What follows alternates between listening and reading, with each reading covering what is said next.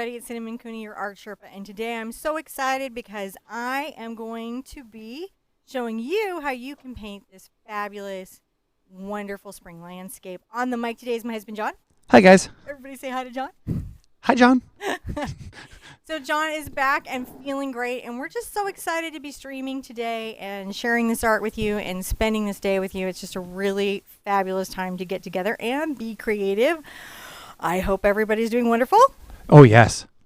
I bet the chat is just buzzing. It is a buzzing. We got so many of our friends here. Happy New Year's, guys. Thank you for all the warm wishes. We love having you here with us. It's so nice to see you all. It is fantastic. It's just good to be back. It's oh my gosh, so many happy birthdays coming in. Thank you all. So we're feeling pretty good. We're ready to take you guys through this whole thing. On my canvas today, I have my wishes. I have an 11 by 14 canvas here, and I put some wishes into this canvas. I have healing wishes for Barbara and Shelley, who both are dealing with the after effects of a stroke. And a couple of things I want to say to this. If for any reason you think you might have had a stroke, definitely go right away to the hospital and get medical help, because that makes a huge difference. And then here's kind of the good news on the back end of this. Coloring is now good for your health. You literally have to color. So you get to get all adult coloring books. You get to do all the paintings. You get to get all the gel pens because it's for your health. So that's kind of an interesting thing you might not know. Rebecca wishes for first responders. So in her area, something really tragic happened. A lot of the first responders were tragically hurt, and she's just wishing for healing, for support for their families, and support for their community. Happy birthday to Josie, and happy birthday to Aislenn's little brush. And then Rita Bates is just, she's looking for relief from pain for her neighbor. So those are our wishes today, and we're ready to go over the materials. You guys willing to check out the crazy stuff we're going to be using for today's lesson? Oh, yeah. Okay, awesome. So I have acrylic paint here. This particular paint type is heavy-bodied, but this kind of painting, for sure, you could do with craft bottle paint, really any paint you have. I am using titanium white, phthalo blue, quinacridone magenta, diox purple, but you can use the colors that you have.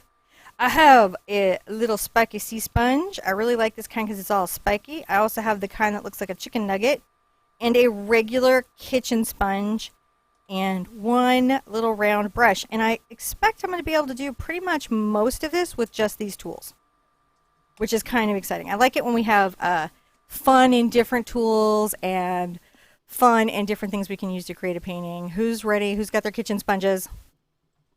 Oh, yes. There are many kitchen sponges wielding and ready to go out here. So that is awesome. I got a question before the live, John, okay, about what one could use if you don't have sea sponges. If you really don't have sea sponges, remember you can crumple up newspaper, you can crumple up saran wrap, you can use, interestingly enough, I've seen bubble wrap, little bath sponges. What you're trying to create is a crazy uneven texture for the foliage. So don't feel limited, I don't have a sea sponge, so I don't get to play and have fun, because of course you do. Just crumple up a little newspaper, make a little ball, and then you'll be like, my tree leaves are kind of paper textured, and that'll be just fine too. Yeah. I got my coffee. Do you guys have your coffee? Can you tell my coffee? They do. I mean, this is really great. I mean, I just so Cinnamon doesn't get to see the chat. We got over 400 people here, totally ready to see all the, and they just more and more keep coming in here. 410, 420. There's a lot of people. So there's a lot of people really interested in learning how this sponge technique of Sherpa. This is I don't even know what we're doing here. We're sponging out today. We're remembering that art is more fun in fundamentals than fun. Fundamentals. What I mean? We're going to keep it fun, going to keep it light, and remember that there's a lot of ways to do a technique. There's a lot of tools you can use to paint. There's a lot of materials to get you to a good result. And don't get too wrapped up in those little elements. The most important part is that you paint. And if you're the first time here, remember this is kind of a yearly, this is our third year we do this. Oh my gosh, yeah. Yeah. I wouldn't do anything else now. This is probably my favorite thing to do on my birthday, is just to be able to go live and hang out with all these people. Because this is probably the biggest birthday party I think I've ever had, right? Well, not that this is only my birthday party, but I'm just sort of hijacking this moment to say that this is the biggest birthday party I've ever had. This is so true. All right, to get this effect, we're going to do a couple things. We're going to start in our blues and move out to our quinacridones. We're going to use our kitchen sponge. I just take the really economical kitchen sponges and cut them in half. It can help to have a mister, any kind of mister, to kind of keep it moist. And I have a little bowl of water here to rinse off in and another jug to store. And the first thing I'm going to do is I'm going to get the smidgiest little amount of blue paint. See how precious and small that amount of blue paint is? It's just barely any there. Because the center I want to be quite light. And so I'm going to load up my white and get it nicely dispersed across my sponge friend. I might even give myself an extra mist so I've got good spreading. And I'm going to just take my sponge pressed in firmly to my canvas. I push down with about a medium pressure and just pull down as straight as I can manage. Right? This streak. Can you guys see this? I'm just going as straight as I can. Oh, yeah. Take it down as far as I can. Man, actually, I can't see that. I'm going to go fix that camera real quick. What do you mean you can't see this? Well, so that camera just seemed to be... So I can see it on this camera, but that other camera, it was just a little not great. So I'm going to see if I... Oh, look at that. See, I can fix it now. You fix it? Yeah, I fixed it. Okay, because I was going to turn my canvas this side anyway, so that's fine. Okay. I have a little trouble pulling all the way down to the bottom because of the type of standing easel that I have. It has this nice lip, so sometimes when I have trouble getting an angle, I will flip my canvas to the side to pull this down. Your big thing is just try to remember gravity would pull down rain and snow straight. So to the degree that you can pull this straight, definitely go for that. And you can see I'm pressing in to get the paint from my sponge onto my canvas. And I can kind of come out to the edges. That's okay. Just pulling all the pigment off my sponge. I'm sure there are some of you like, not only does she get a lot of traction on her paint from her brush to her canvas, but now from her sponge to her canvas. Really, that's just about having a good balance in my water and enough paint loaded on my tool. Whether it's a brush or a sponge, it's kind of the same thing. Another little trick, sometimes if I'm having trouble covering an area, I have found that the way that this stores pigment, I can come back the opposite direction. You can push that paint around. Right. And so I haven't actually used very much paint to get this first effect. Are you saying...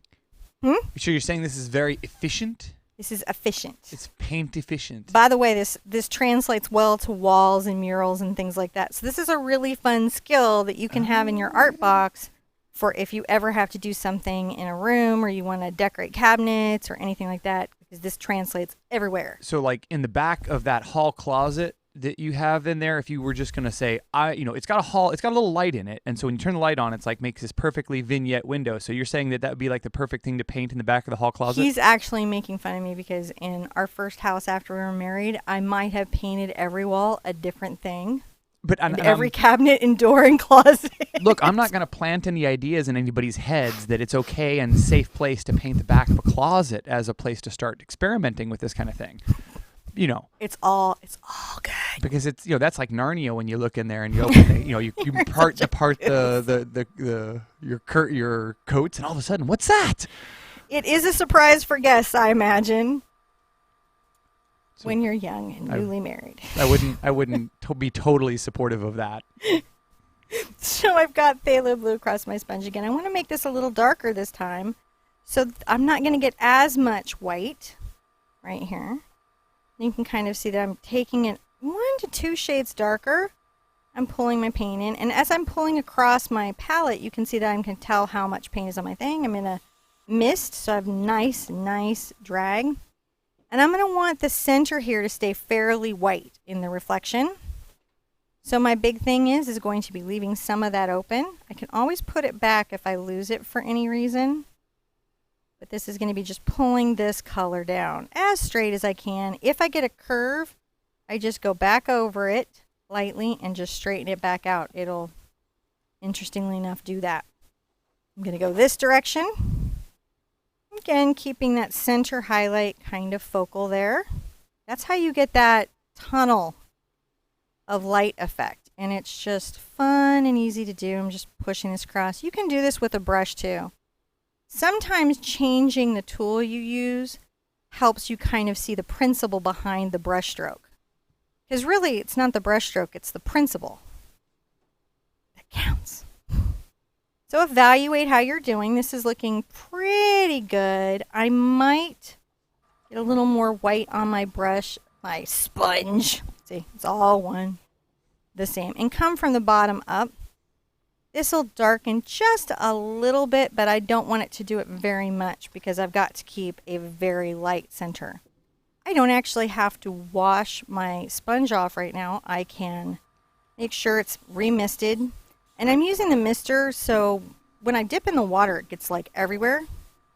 Using the mister gives me a little containment in what's happening. So now I'm going to load my quinacridone.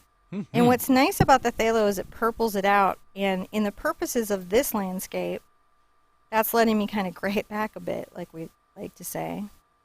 And so I'm getting it loaded. I'm going to pull some white in there because I want some nice streaking. And I'm going to work the outsides and come in a little bit. All right, so I'm coming on the outside. It's a fun background to do. This is a really cool background. And I know, like, we've got over 500 people here, Cinnamon. They're loving this. This is a really popular thing to see. So I just, Cinnamon doesn't get to see the chat because, she reads the chat and then it's Cinnamon reading Yeah, chat. I just stopped painting and I read. Yeah. So it's a whole problem. I can always reorient my sponge to the edge to do detail work. See how I can do? Oh, yeah. So you can do that too. This is just working the corner edge here. I can get little grass. I can get branches. I actually, just to show that I could do it to John, did a whole landscape with just this one tool. It was cool. I was like, it can be done.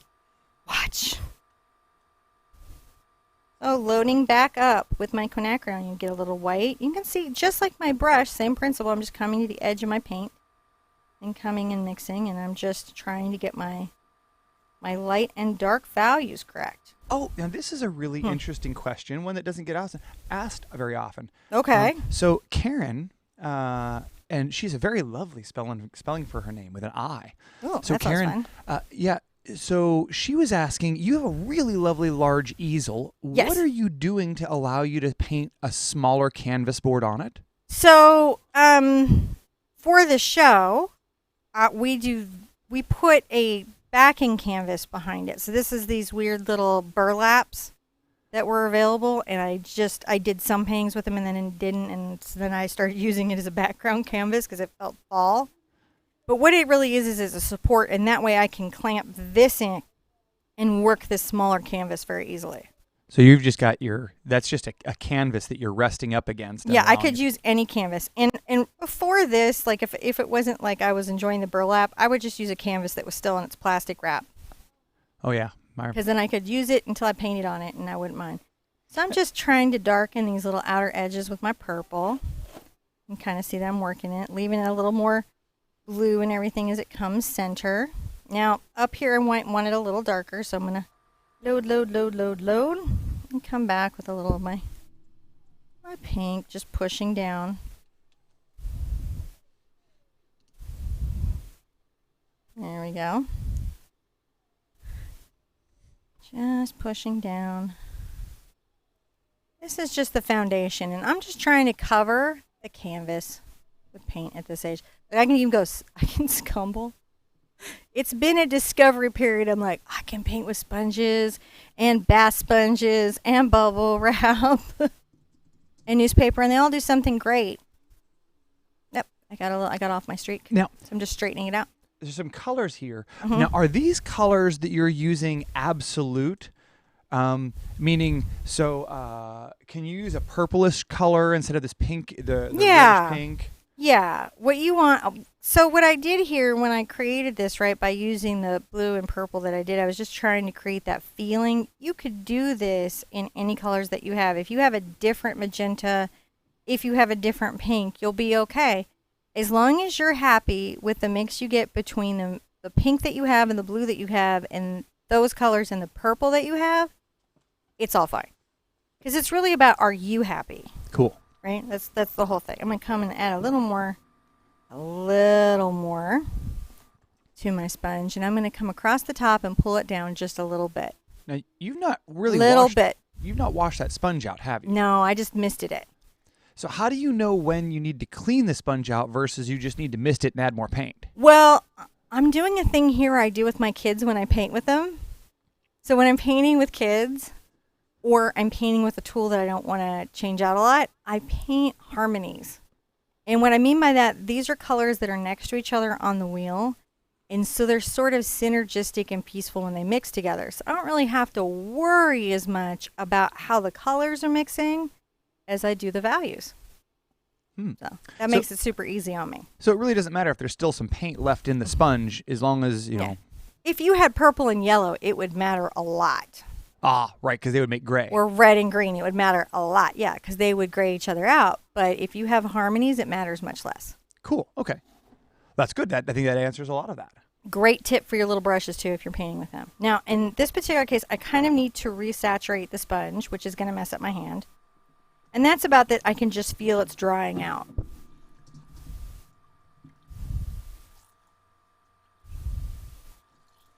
And I'm just going to You can kind of see how messy it is. I'm going to give big art hugs to all the Sherpettes and light keepers out there that have been putting wishes in there for me. I am doing really great. I love that you guys are putting all that out, those wishes out there for me. So thank you so much.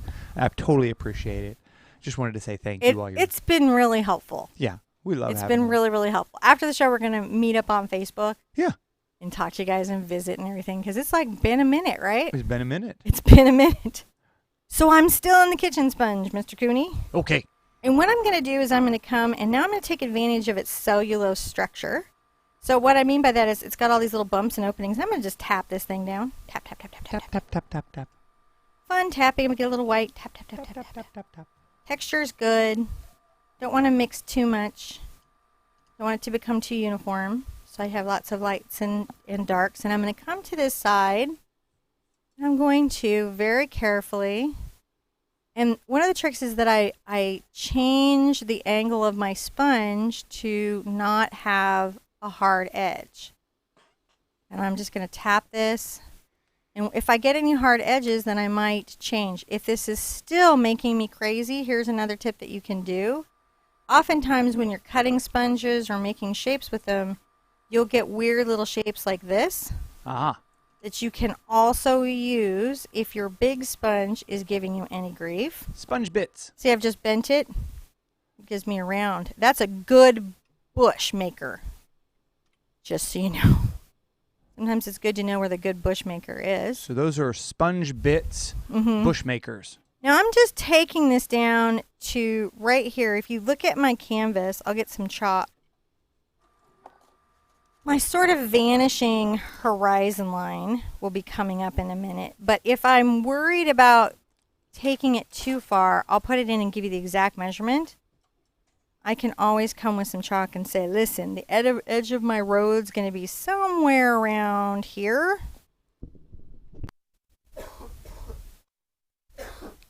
Below my halfway point. And if I'm to measure that exactly, so you guys can duplicate it exactly, it's 5 inches. Or 12.5 centimeters. Because we have friends all over the world.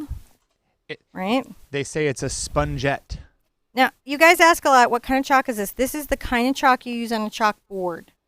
Oh, yeah, that's right. Right. This is just regular old chalk. Yeah. It's not nothing fancy chalk. And while you're here, you can go ahead and put in your road. And here's my little tips on the road.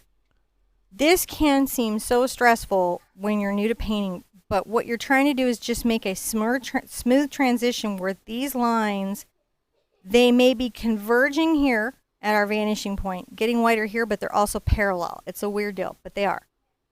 Now, we say that that's just plain chalk. Plain chalk. Now, I'm going to help explain what the difference between non-plain chalk is. Okay. Because sometimes you may run into something called an oil pastel. Don't want to use that. Now that's a creature which looks like a chalk. But it's not a chalk. It might even act like a chalk. It is not a chalk. Because it has oil in it. It has oil in it, and it is going to disrupt your painting. Yeah, and it won't do the same thing. There's a current myth out there in the paint world of acrylic that it's totally cool to add oil to your acrylic paint. It is not. It will jack your painting up. Well, there's all sorts of intentional things that you can do with your paint, but when you add oil to it, it does make it complicated to cure properly. Water-based product. Yeah. So it needs to dry to cure. Yeah. And it needs to be able to stick to itself to laminate. It's just the property of the paint. Yeah. So for our purposes, it's totally not a good add idea. all the oil you want to oil paints, though. Have a blast. Yeah. For us, we're just going to try to stick to just regular old chalk. Because that way we can wash off with water and it won't mess up with any of your other paint. Now I'm just tapping and I've got my little sponge corner here. And again, this is just, I had cut some leaves out for the wreath, the poinsettia wreath, and I got a little bits. And you have little bits. So I'm just tapping here. And you can just see how by just bending this little corner, you get this incredible sort of little plant space. I'm going to get a little more blue. I've got my little road and horizon line kind of chalked in, so I know where it's going. There was some requests for traceable on this one, and I was like, but I was like, okay, I'll make one after. You guys want one for the road. I think you're more okay than you think, but I don't mind anyone having the stuff that they like. So see how I'm just sort of bringing the plants there? And this is the forest starting to think about coming in. Don't take out all your hard, beautiful light work. You just want to imply a distant little sense of foliage as you're going. Now, I want to get pinker so I can either wash out or flip over. And I like to flip over. So I'm going to load a little pink on here and get a little white. It's okay if some blue gets into it. I don't mind. And I'm going to just kind of start talking about the texture that I have going back here. I'm not taking out all my streaks, I'm just adding this layer. You can also keep doing this if you just have the square sponge. With your square sponge, that is also okay. You're just making that little bit of texture that's happening here. That's all you're doing. No biggie. Happy, happy times. What's happy for me? I'm having a good time. I hope you guys are. Everybody, they're having a really good time. There's a couple questions that were coming up on. Love questions, especially on sponge days. I misunderstood the question, so I'm having them restate it for me in here. It's about color and how colors work together. So I want to make sure. I love that. Yeah. So you're gonna have to wait for me to get my color questions asked correctly. Okay, that's fine. I'm here. I'm like. But I want to say thank you because we've got a huge group of people here coming and hanging out with us. We've got over 500 people here today. It's really a big crowd of people. Thank you guys for coming and hanging out. We really love having you. It's just chat's been wonderful, and I love seeing you guys and coming in and spending a little time with us. It's one of the more magical things for me is to spend this time with you guys, kind of celebrating art and just kind of doing this. It's fun stuff to do. Not a little bit of sponge all bent up.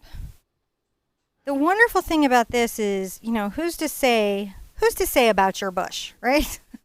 Who's to say your bush is not the perfect bush? It is. Well, it's perfect because it's the one you made. Nature grows bushes all the time, and we don't go rate them. Sometimes we do groom them, though. But we're pretty much like, that's a good bush. If it's in nature, we're like, yeah, good bush. That's fine. Okay, I totally get the question now. Okay, so Tanya hopefully I do. Okay, yeah, I think you'll get this. Okay. So what she was saying is instead of using like magenta, purple, and like these light blues, which are very cool tones, right? Could you suggest a color palette that might be easier to do with warm tones, like reds, oranges, and yellows? Is there a so if they wanted to do a warmer one? Yeah, there's actually some really fun warm ones. A neutral warm palette that would be gorgeous with this is yellow ochre, burnt sienna, and maybe even black. Could be really beautiful and gorgeous and neutral. Also, you could really enjoy a cad yellow, a cad red light, and white as well. The trick on that one is that you wouldn't want to get too much of the white into your red. You'd want to actually lighten your red with the yellow. And you would only be lightening the yellow with the white. Yeah. So that's where people get messed up. They're like, okay, I can just change out these colors and I'm going to use red. And they use the white into it, like I might use into the blue or the purple or the pink. But all that does is make your red pink. And what you're actually trying to do is warm it up, so you want to lighten with the yellow. That's great. So they've already captured that here in chat. Same with green. If you're using a strong green amount, you're going to want to lighten some of your green with yellow instead of white. Yeah, we'll add some of those notes down here. So that loosely done, right? Yeah, that fun looks really nice. Stuff. And now I'm gonna come down here and have fun. I'm gonna get myself a little going, which is always enjoyable. And I'm going to go right into my magenta and get just a little of my dog's name, but I still want it to be more pink. And I'm going to come back here and I'm going to start working in this dark value. Now, around this curve, I kind of really enjoy making a sharper line. And then I just do that by using the edge of the sponge and dragging it. Now, I am coming back with a brush, but why use it early, right? I'm going to take some of this up a bit so that it's not a flat line. So it feels like distant plants, right? And a little bit here, but not too much. Just take that up. And it's just fun stuff. I really enjoy this. It's fun. And this is the foundation of this.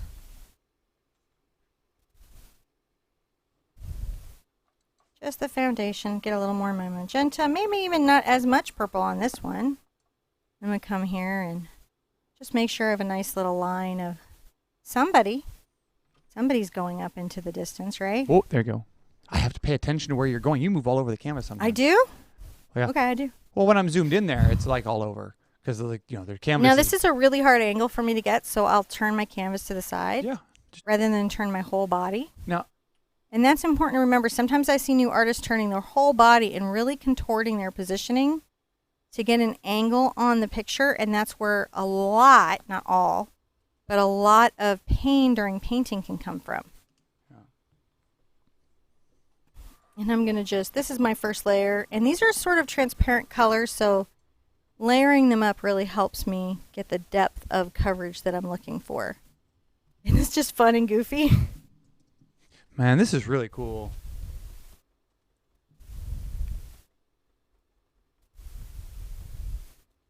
And believe it or not, we have such a nice foundation for a reflection on our road.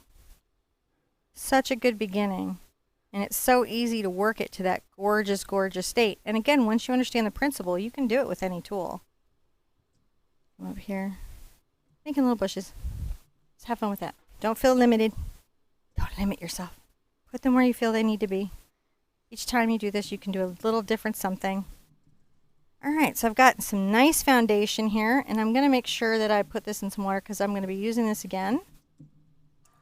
And I don't want the acrylic paint to dry on it because that totally ruins it and is not fun. And this is just a good time to evaluate. Be sure you're happy with the color, that you don't want to lighten or darken anything, that you're really good where everything is. If you are, go ahead and grab your little round brush. Take a sip of whatever your sippy is. Mine is coffee. So, man, there are so many questions that are coming in here. I've actually just been over here trying to capture some of the questions for you. But now that you've picked up your cup, I'll start asking some of them. So, Erica, and actually, lots of people were asking this. We're curious. When did you start painting? Whole life. Whole life, yeah. Whole life. I was really blessed. My mom likes to paint, and my grandmother painted, and I had other artists in the family. So I always had access to art materials. Yeah. Not classes, not training, not anything like that so much, because I think it's really actually hard to do that with kids sometimes. But I had a lot of art materials, you know. And then as I did get older, I got to go to a lot of art league events with my mom and stuff like that. It was really helpful. But I think and then it wasn't just crayons. Like, she gave me good stuff. She gave me like good pastels or good paints, good paper. It was really cool. And that was another thing they were noticing. You tend to use a lot of the same materials as far as paints and things. Are you you have any preference there?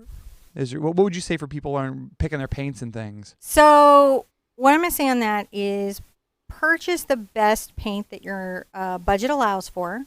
Right?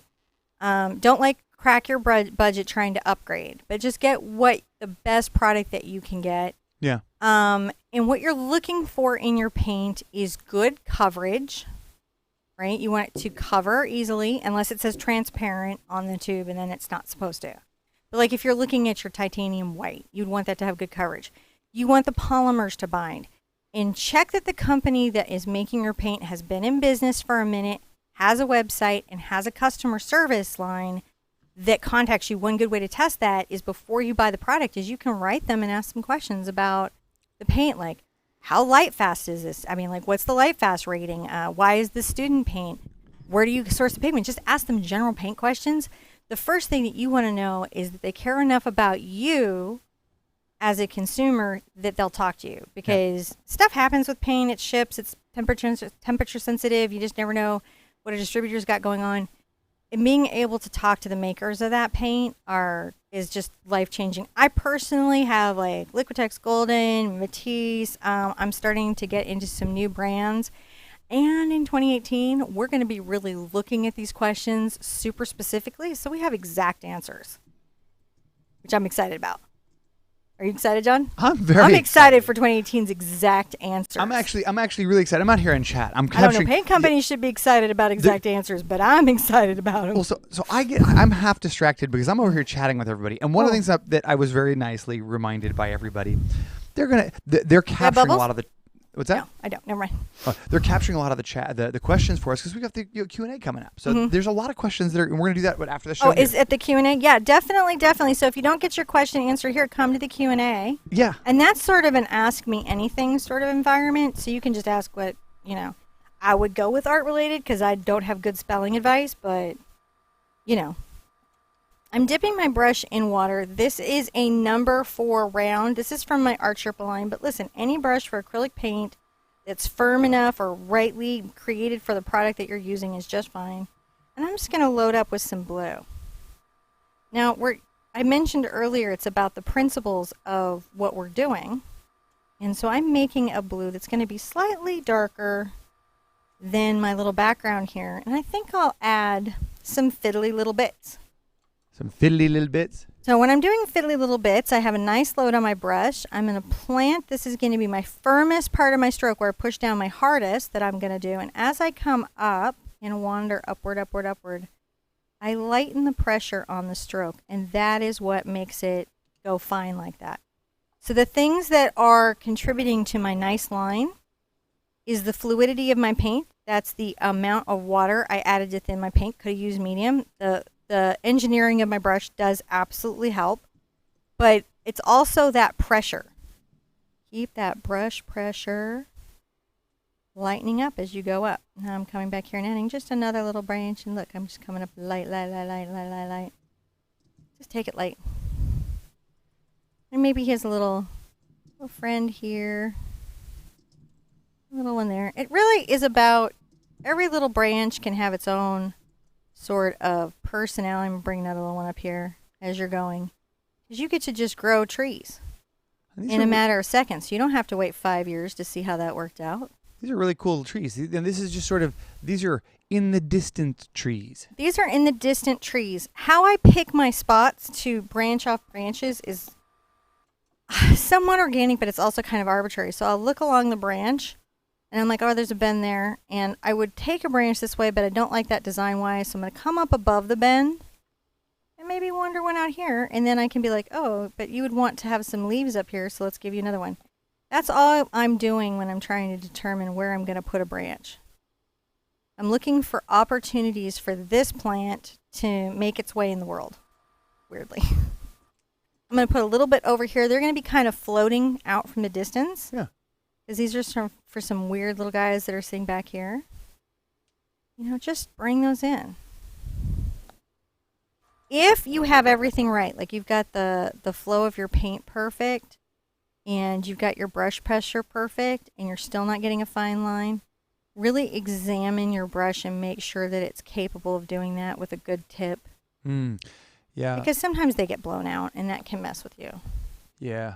Now, a good brush spa treatment will bring a lot of brushes back. I have forced even some not well conceived brushes into submission sometimes. Yeah, I mean you can. So these are sorry.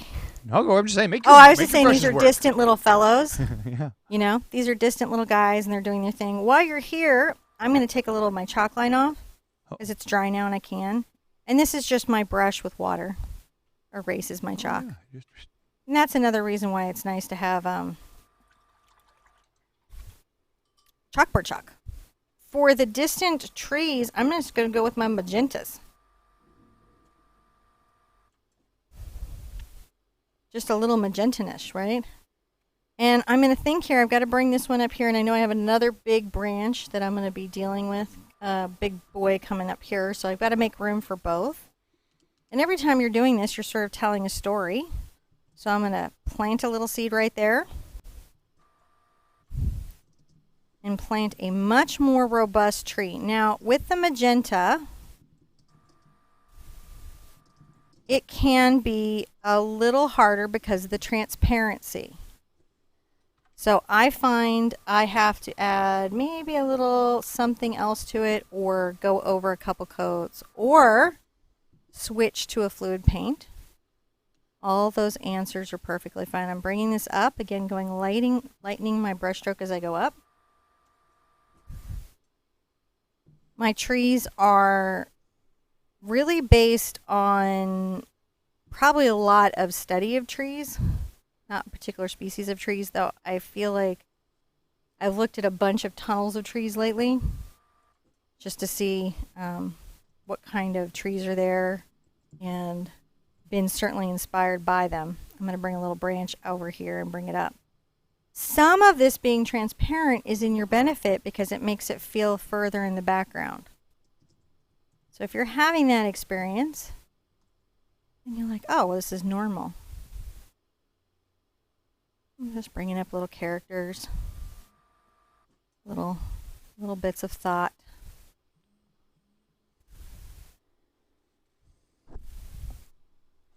And as I'm going, I can add a little white to my pigment, not too much because I want it to be still pretty noticeable. And you can see I can come on the left side of my tree and add a little highlight along this, which also helps me with my coverage. So not only do I get a nice lighting effect, but now I'm getting improved coverage.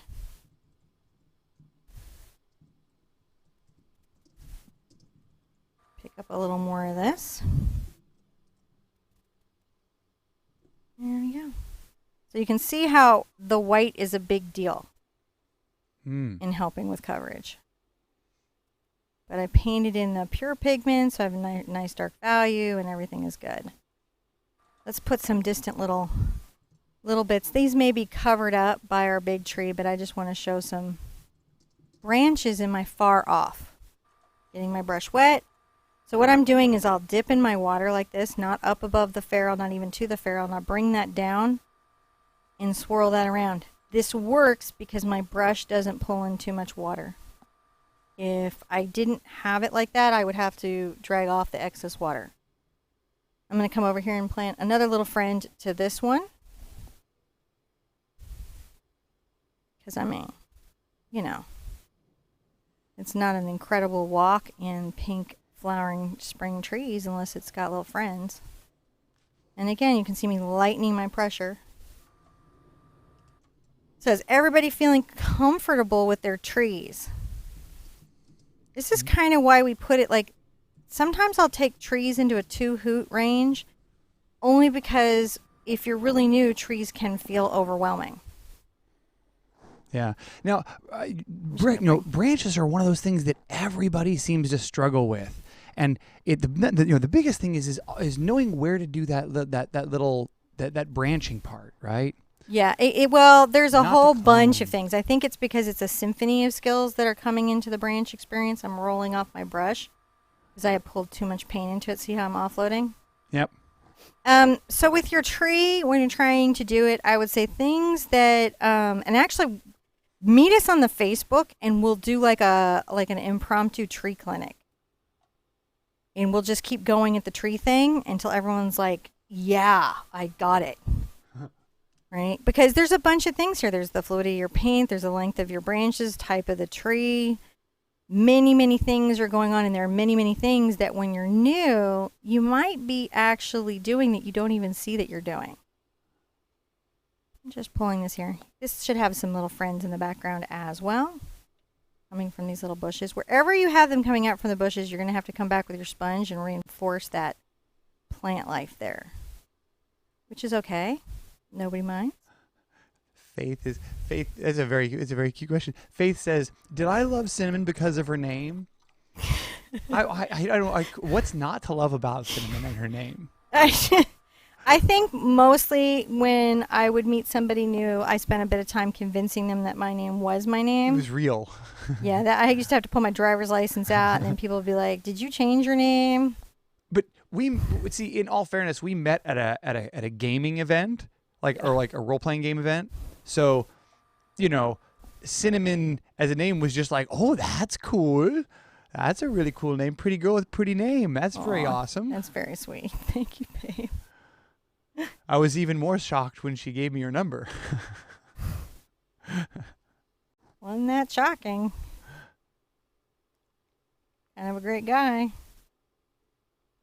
You know, super sweet and very tall. All right, so I've got this going here, and you can kind of see how I'm building in these background objects. They're like in the background. As things are coming forward, they're going to move more towards these deep purples, and the reason that they're going to do that is that they're closer to us, and therefore they're more saturated and more vibrant. But we've got to do a little layering work right now before we put in the next layer. So I'm going to take a sippy break and then show you how you get this middle layer in, which is where things kind of work and fall apart. So now there were some questions that were asked earlier, and I'm going to kind of go back and ask a handful of them because I didn't actually get to see the clarification points. So now, do you gesso your canvases before you use them? Okay. And what is gesso? And generally not. So here's the deal with canvases. They come gessoed unless they state otherwise. 90% of the canvas that's out there that you would buy is going to come pre-gessoed. It's coated at the factory. It's ready to paint on.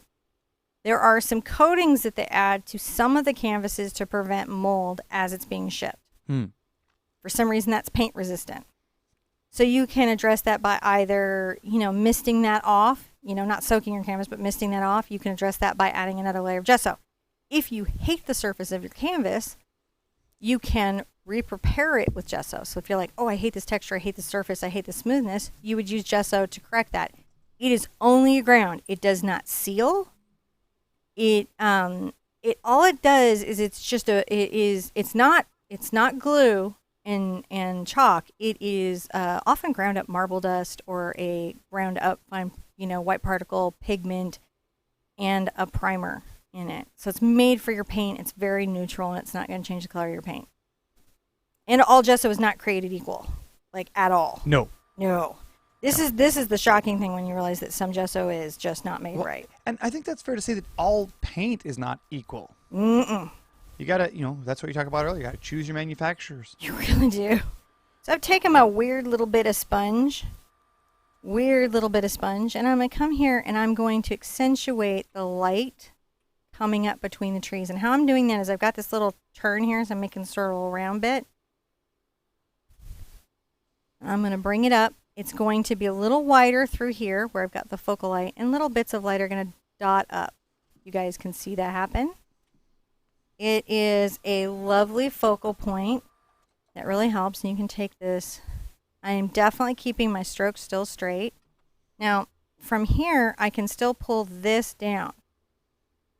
And I may have to, for purposes of me not going to the angle, I'm going to make sure that this is a nice level vanish, and then I'll just pull that down. And that is my highlighted streak in the water.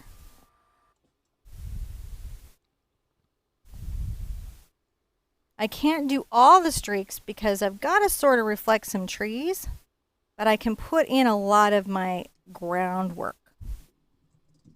Because I know I'm going to have certain shadows and certain events happening. So can you guys see the reflection coming in? Yeah. All right, so we're just going to pull that down. See how I'm using the edge, now my straight edge of my sponge? And what I've got to check is that I just got to make sure that it hasn't gone some crazy direction. Now I'm going to pull a little of my blue. And it's okay to come in here and just pull some blue reflection down along this road. Come in a little bit over your landscape mark and pull these down. Straight is your friend here. You can add a little white if you need to lighten the reflection.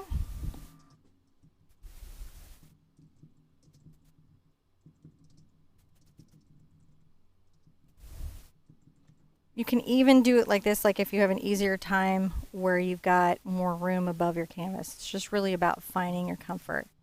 And this is about figuring out, you know, how you want to do the streaks. If you get a weird line you don't like, I can like actually blend out like this.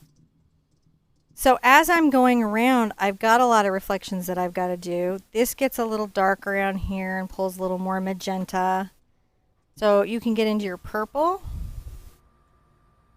Just going right into my purple. And maybe I'll get a little lightness in there, see? A little white.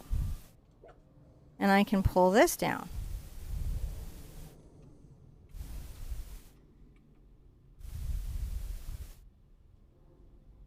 Now it's easy for me to come back with my landscape, but right now I've got to get this kind of color in. I'm going to go into some magenta.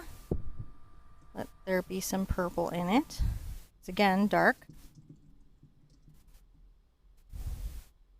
Now I'm going to start pulling these colors right off the canvas.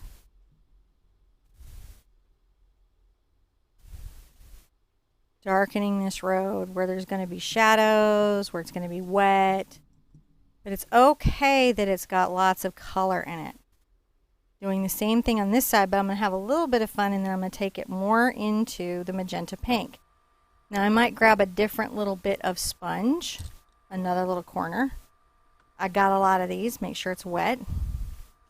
And that's because I really want to lighten this up. So I'm going to get some of my pink and some of my white. And this right here is going to start pulling down. I'm going to come from the edge of the road, pulling this down straight. As I can. I'll be putting my curve back in, but I want to just get the foundation of my reflections working. You can come pull a little in the middle here. You could even pull a little darker streak.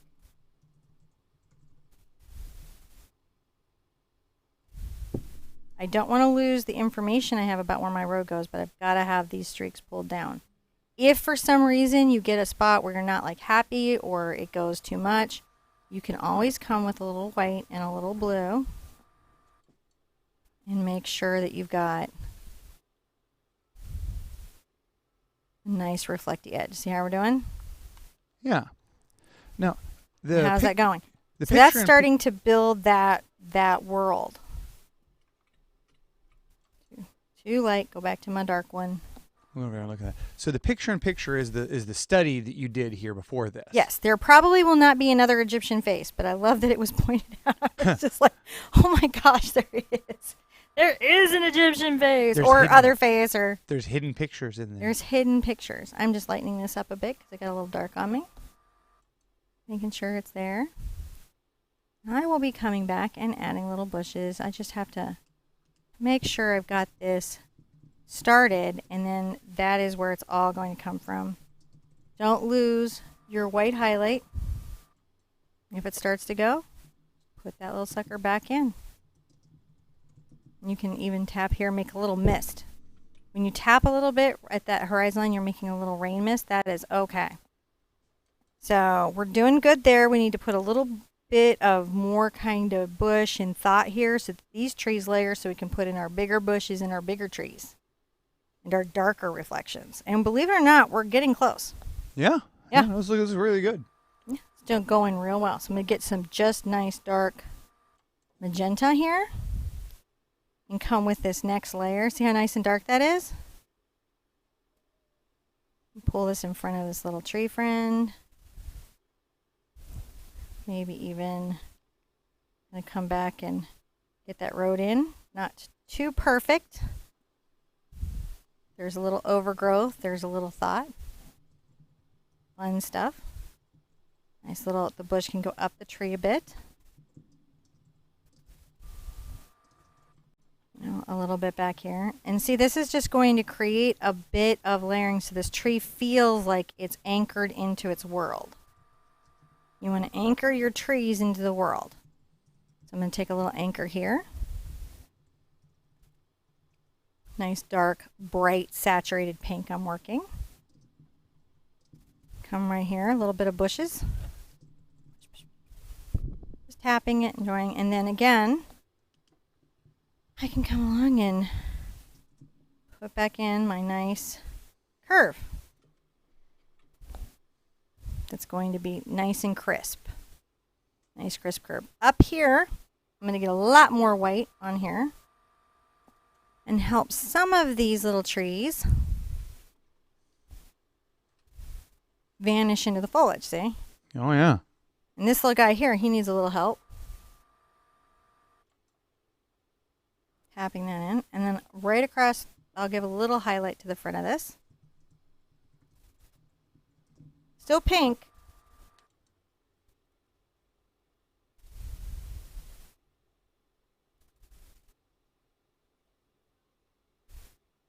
I like the little spongy bits. It just is another nice way. Sometimes when you're trying to paint landscape or you're trying to paint something a certain way, I'm going to put out a little more white.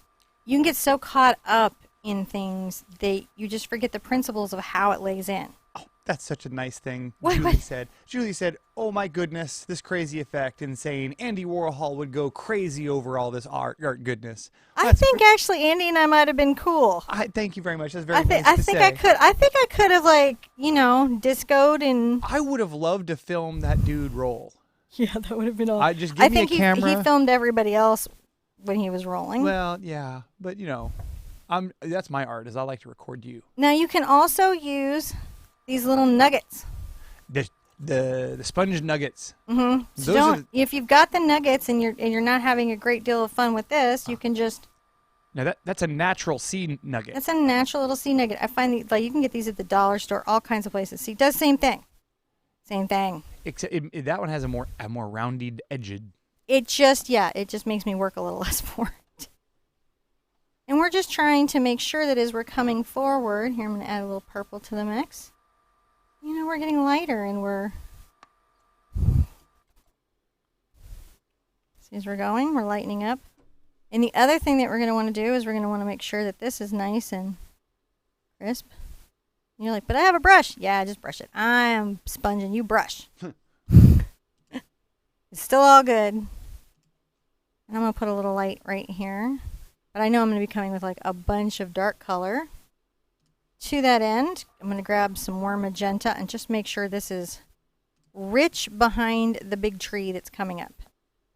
And I'm going to, this time, I think I'm going to add a little bush that bugged me that wasn't there. And just do my darndest, guys, to not make another face.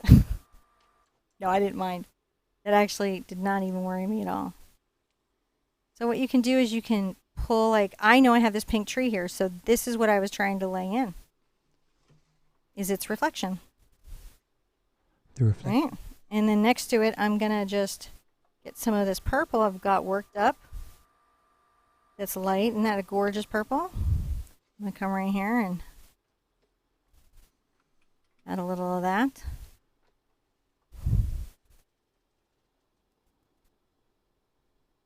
So every time I do, I can switch over to the clean side to blend. Every time I do, I just have a good time and make a nice little edge. And the trick will be about me darkening this up enough so that it is darker than the landscape above it. Because this will catch a bunch of shadows here, and then this will be in shadow over here, interestingly enough.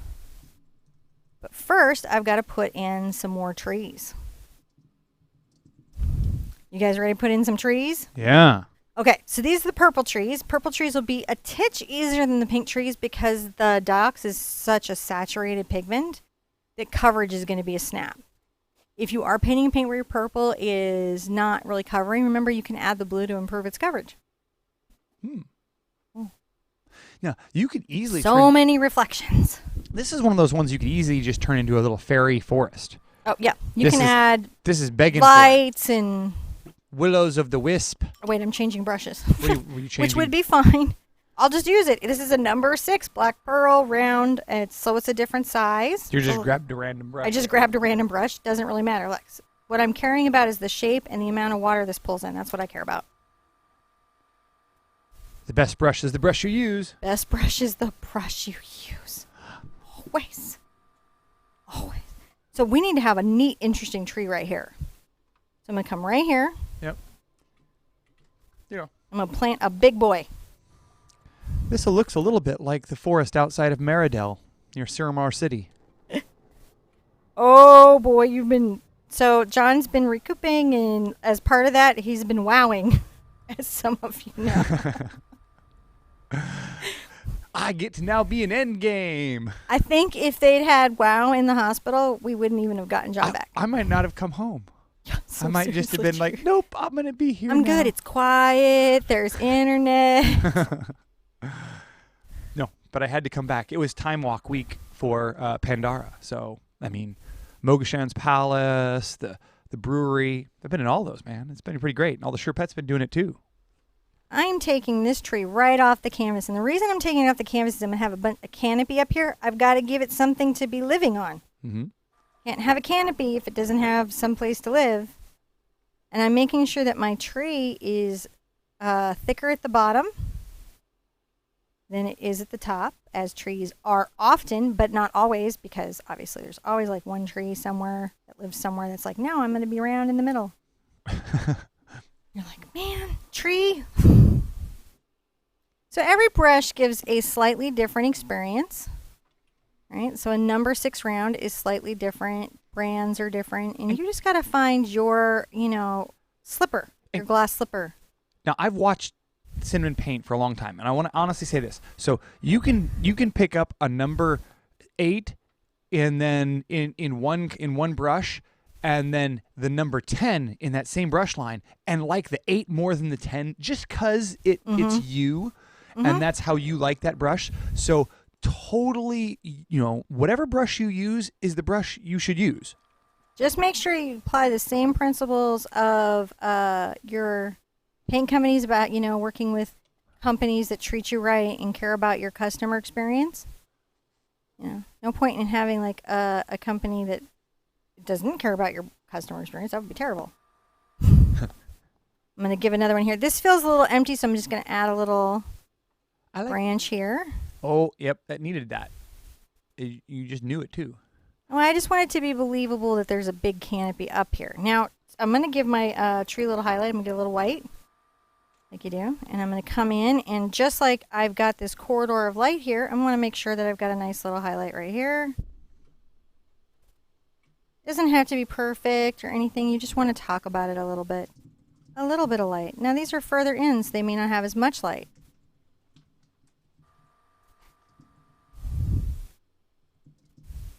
And guess what, guys? I honestly think Diox is pretty close to color of the year, even though it's not called ultraviolet. So I don't even think we need to have a how to mix ultraviolet this year. Because you just got it. I have to see what the paint companies officially say. So I'll repeat this. So Holly was asking if just the inside of this tree. If I would be doing any tutorials with you this year on I would video. love to see that happen. Well, I was just explaining. I was like, well, when you combine my crushing stage fright along with my absolute lack of knowledge about painting, I have zero painting experience, people. It doesn't help if we pre-record it because he knows y'all will be here, so right. he still panics. I know you're going to be there later, so it doesn't help me. I don't do any better when we're pre-recording it. I still am like, oh no, everybody's going to see it and they're going to think I'm being silly, more so than normal. I don't know why. I'm actually worried about it now that I say this out loud because you guys see me here live. Yeah, it just gets in. That's how we ended up with Spider on for April Fools, which was an awesome blessing because he loved it. Because I was like, I don't know that I can go live. And Spider was like, I'll go live. I hope you did.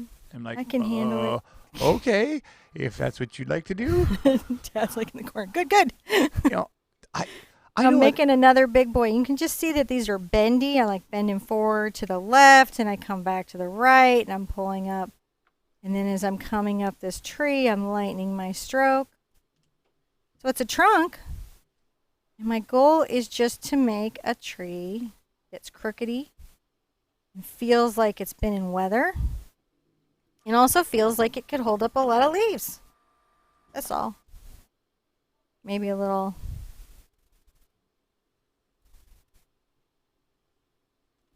And a little branch coming off there. Just looking for little spots for little fellas to have a moment. Now, it's always fun to be a little more jaggedy than you might think.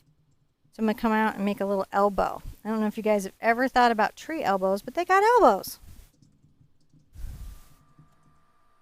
They got little moments.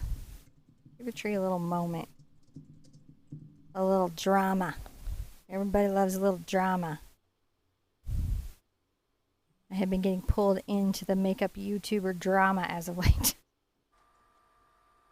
So, while trying to learn how to, contour better. Alright, so I'm coming up here. More little branches. More they branches. Gotta hold up little leaves.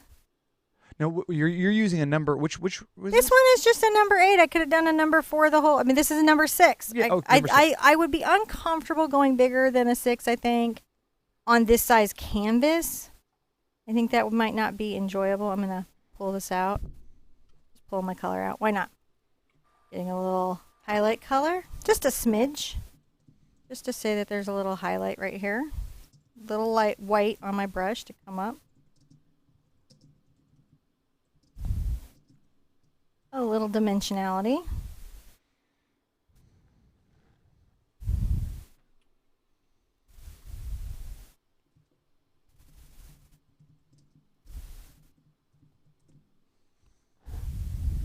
Got some nice little highlights.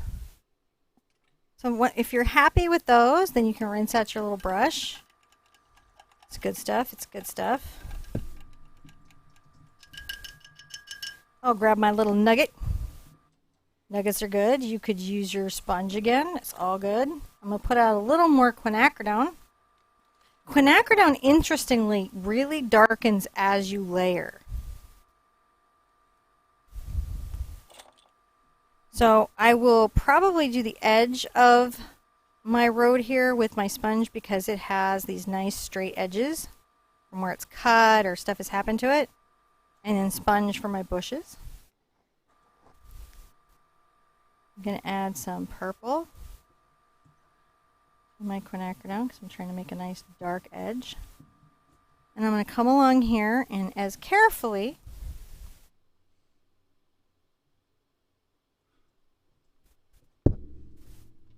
as I can, I will pull a little dark, sharp line. Nice sharp line. Surprisingly nice sharp line that you can get. And remember, if you're frustrated with this experience, then just switch to your brush. Don't be frustrated. Alright, I'm going to load a bunch more of my nice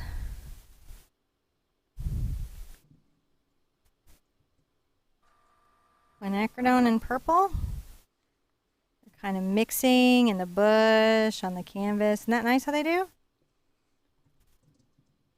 And then it just becomes rich in here. You can go right in. This is almost a double load. If you look at this, this is how it looks like on the sponge. And it makes its own little highlights. It makes its own little darker values. And so that's always a little rewarding. Now forward here, I've got this big bush that I've got to bring there. And I've got some work that I've got to do here. So I'm going to come and get a little of my purple for here. And come in front of this bad boy with this little purple area.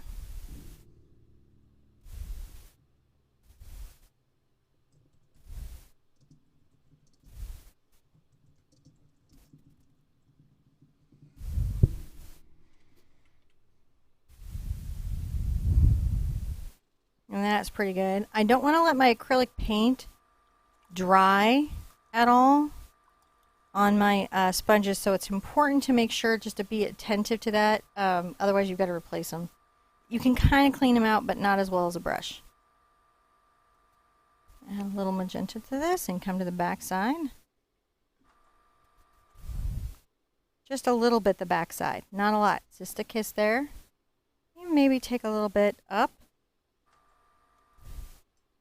Dark purple pressing, just to create that sort of depth and dimension.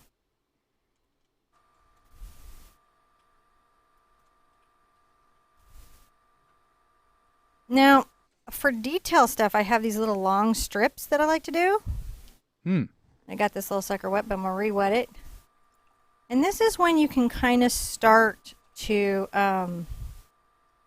finish out your road. And the things to think about on your road is that these colors and these values need to be reflecting down. You need to have your corridor of light here. And so everything's going to be about pulling that together. I'm going to load up some white and come to my center here and just make sure that I have a nice little corridor, right? This is just some reflected light that you've got here going. Yeah, this is just reflective light. Maybe even get into a little of my blue and white. I think it's kind of nice if it's sort of in a coming to a tapered finish. I'm going to bring this over just a smidge because these are blue. I'll pull them down.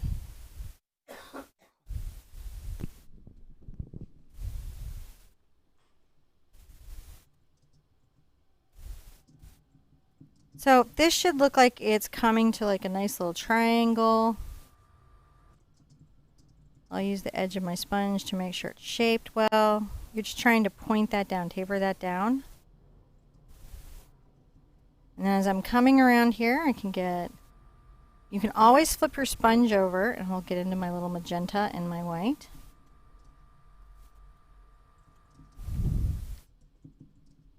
You can pull a little color. Now, there's a darker bit that might come down here, so you can make sure that you're leaving the tree its reflection pulling down. That's how I know where the colors are, is I'm like, this reflects, this reflects, this reflects, and that's what I'm looking for.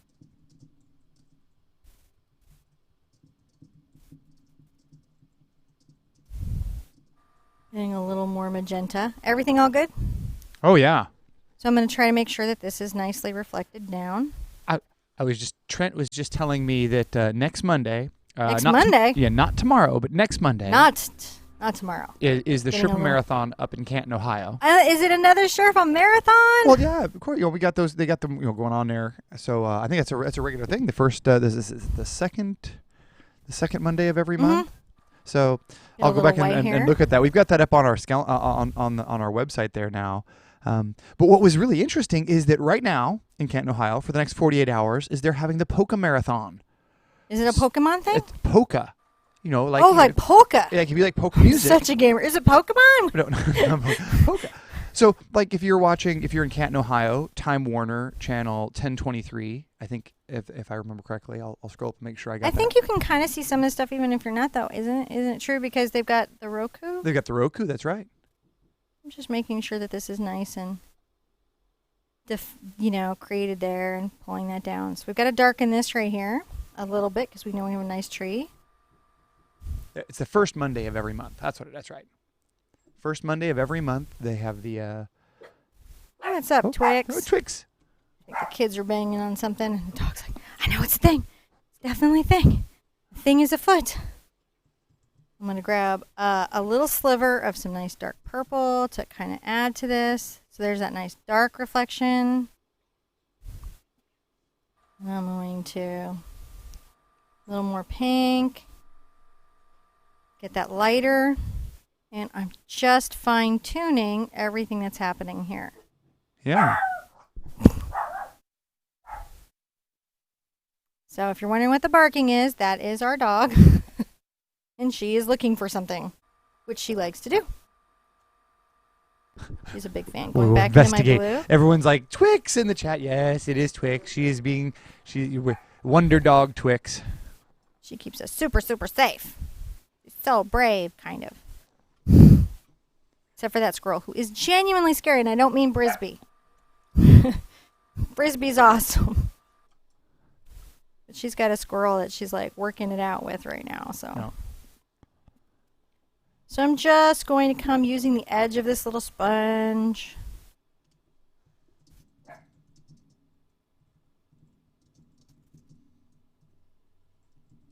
Keeping in a nice dark value. And again, if you're having trouble there, don't feel like, oh, I can't switch to my brush, because you can. So sometimes what I do is I'll tap and then pull down. And that also really helps. Okay? Yeah. So you've got a lot of options. So you can be like, whoa.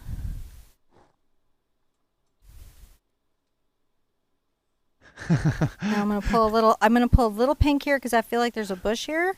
So some community members have dogs barking back at Twix. Oh, really? I think that's awesome. That's pretty nice. I'm gonna flip over to this kind of clean end of my sponge and get right into my dark purple. And the rest of this here, I'm gonna bring underneath, is going to be pulled down as a very nice dark purple. See how that all of a sudden that brings that whole road into some perspective, because it has a shadow. And you can even fine tune a little bit of a shadow coming up just to make sure that you have the values that you need. Now, this is where you're fussy sponging.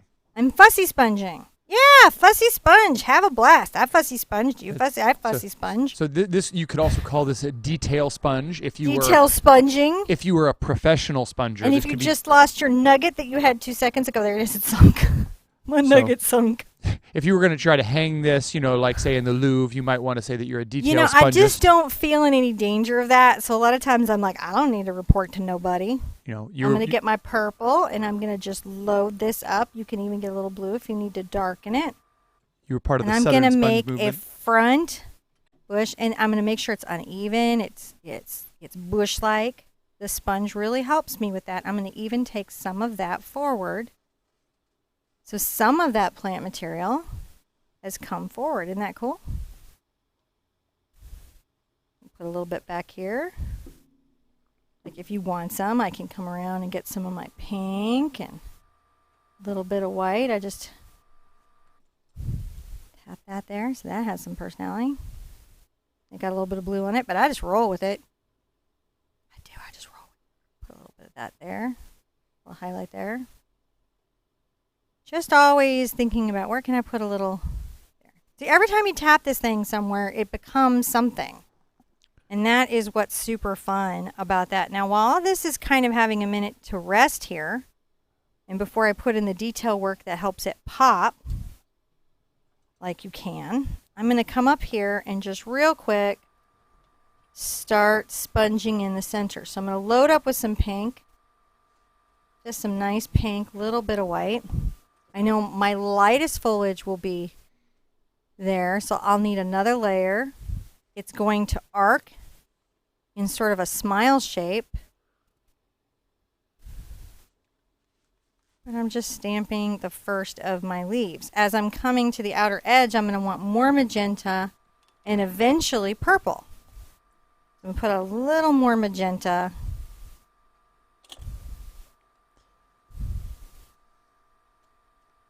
And a little more white. Is this helping understand some of this stuff, what we deal with on our landscapes?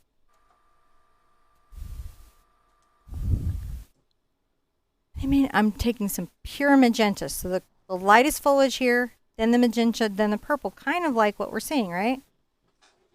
And I can curve some of that up and pull this back. It's okay that I'm losing some of my branches. I don't mind.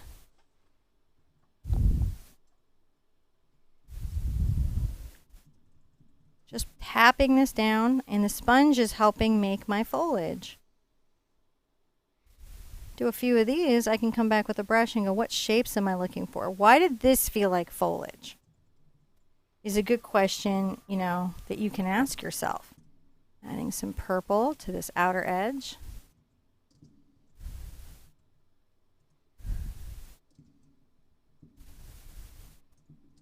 And you can see if you just had cut bits of household sponge, you could still get some of this out, right?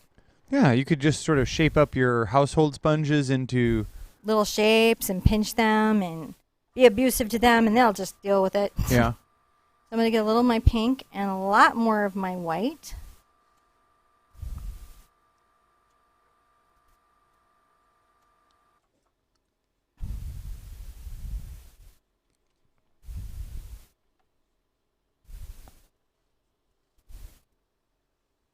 fun stuff of how all this happening here. I'm going to maybe take some of this and tap this here because I wasn't like totally feeling that bush. But now I like it better. There we go. Yeah. Yeah. So I've got this here. Definitely going to soak my sponge.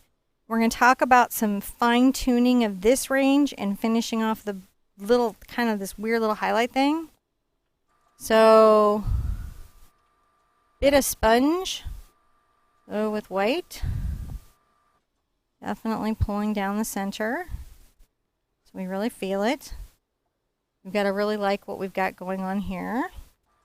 You know, so anywhere you feel like you need little bits of a highlight or anything happening, you know, feel like you can add to it.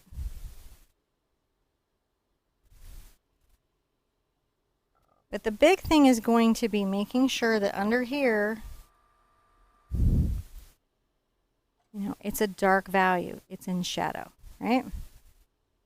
Right under the line.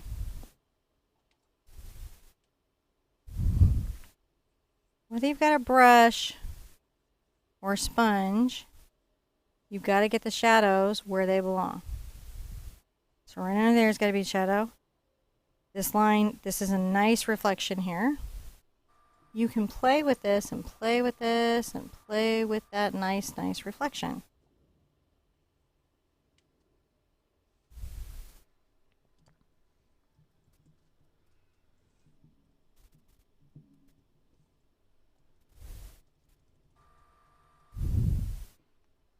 That's a nice shadow. Whatever you want to do. There's the bit that's disrupting for me is this here because I don't have nice straight lines. I'm going to definitely want to fix that.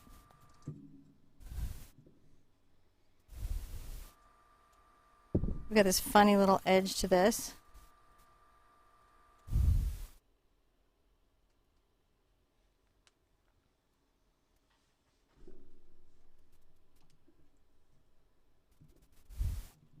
If you've got to turn to the side like I do, feel like you can.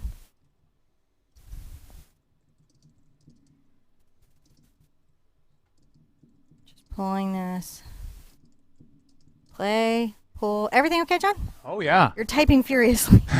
Oh, there's lots of, you know. I'm just making sure. There's lots of somewhat off-topic questions. Oh, okay. You know, just sort of like, what server are you playing World of Warcraft on? Oh. And, you know, there's other guildy kind of fun things, and you know, it's all, you know, things we'll talk about in the after show and stuff. But you know, I don't want to break up your explaining the art for that. Well, what I'm doing is I'm just tuning the line. I'm trying to make it as I can, right, as straight as I can, because that helps enforce all of that. And then here's an interesting thing. So you see how I have this little nice natural factory edge from where I cut the sponge? You can also just use your sponge's edge. And I'm going to tap and load into the white. See, I've got this nice tap load right on the corner. Other alternative material you can do this with is a card, like a business card. Oh, yeah, yeah. I'm going to make little reflections. Okay. And these are going to be horizontal and just on my edge. If you're having trouble getting it with that, remember you can. This is just a business card I cut up. You can edge load a business card. I'm just tapping it into my paint. It gets a little ribbon of paint, and I can come here and tap a little reflection, see? Oh, wow, that's really cool. So either is fine. It's all good. I like the challenge of the sponge.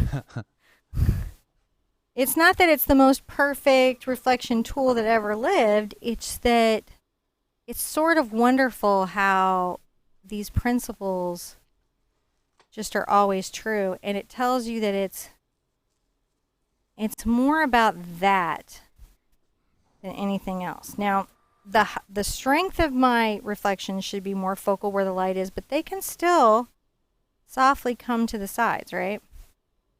I just want to make sure that they're level And how I'm getting fine lines is I'm using my factory edge, and I'm just not pressing really hard. If I pressed really hard, I would lose what edge I had, right? I'm not going to go too far over here because that's I don't think the light would get to that. I'm just little ripples, little thoughts. Now, Deborah was commenting. Hey, Deborah.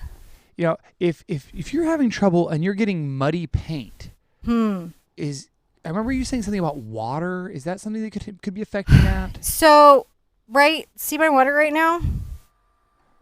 If I weren't teaching live, I would have changed this already. That's a lot of pigment in my water. And I have harmonious colors. As long as my sponge isn't too dirty, I'm going to be able to get a good color. But if I didn't have that, I would be in real trouble. So it can totally impact you. I'm going to get this e-sponge, and to that end, I'm going to use my mister. Oh, mister. You're really pretty much done here, aren't you? Yep, we're just doing the last little fiddly bits. This is kind of scratchy. You don't have to use this style, but if you see one of these at a dollar store, generally what it is look in every little sponge packet. You know how you see those sponge packets? They have them for crafts or decorating or whatever. Look inside for the spiky ones. If you see a spiky one, grab that sucker. They're just useful to have around, even if we're not doing crazy sponge projects. All right, last little bits, guys. We're going to take this light pink. I'm going to tap it here. Give myself some weird little plant bits. I'm going to tap it here. More weird little... Aren't those weird little plant bits? Let's give this... This has got a weird little plant bit. Look at that. And then, you know, who knows what's happening there. Go right over. That's pretty exciting.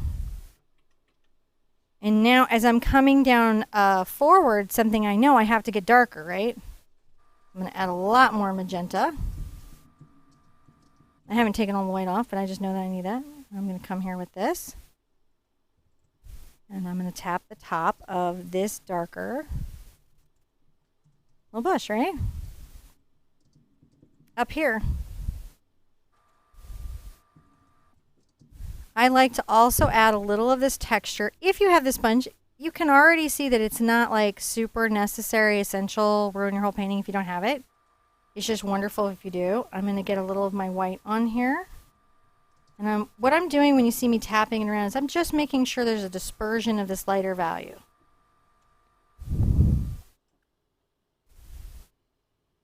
Because these leaves are a little bit lighter. And maybe I'll bring some down.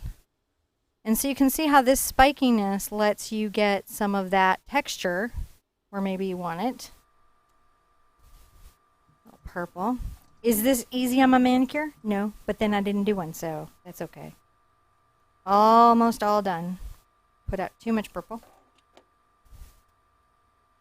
And that's how certain things get designed in my studio, because I put out too much paint and I feel like I gotta use up the palette.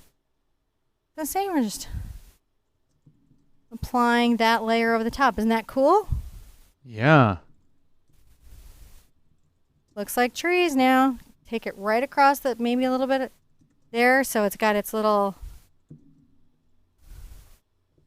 So your goal is lighter here, darkening on the outer edges, highlights on bushes where you need them. Now, I do feel like signing with the brush is in no way cheating. I tried to do it with a sponge. That did not work out. I cannot sign my painting with a sponge yet. Working on it. I'll be real proud when I get there. I'm going to get a little paint. And I'm going to come right here. And I'm going to just add a little reflection over here to the side that is my signature. So, you know, we know who made what, since we're all doing this together. Yes, you can go through and tighten things with your brushes and give yourself hard and crisp lines, give yourself soft lines, but I think it's important to realize that there's these sort of fundamental events that happen when we're painting.